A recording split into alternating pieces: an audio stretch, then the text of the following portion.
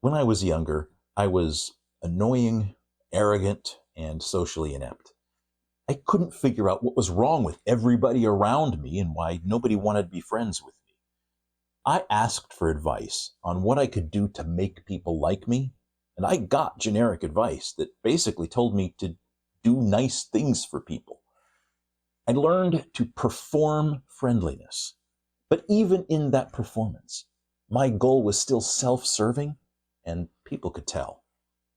But as I advanced in my career, I noticed a pattern among those that I respected the most.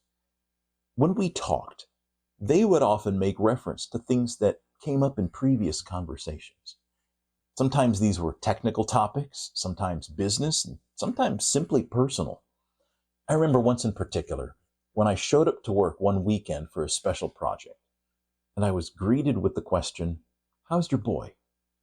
The day before, I had mentioned how my son wasn't feeling well, and this leader remembered. I felt seen. I felt noticed. I felt important. This was more than just that person's performance of friendliness that morning.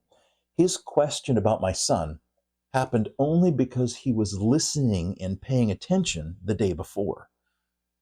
As I learned to practice actually listening, and not just the performance of what's often called active listening, I learned to understand them better. I learned to collaborate with them better.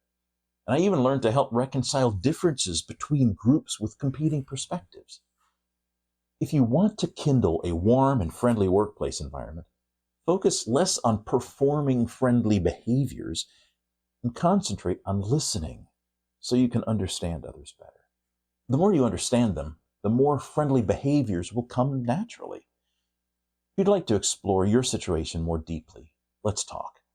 Visit stevedwyer.com/talk to start the conversation.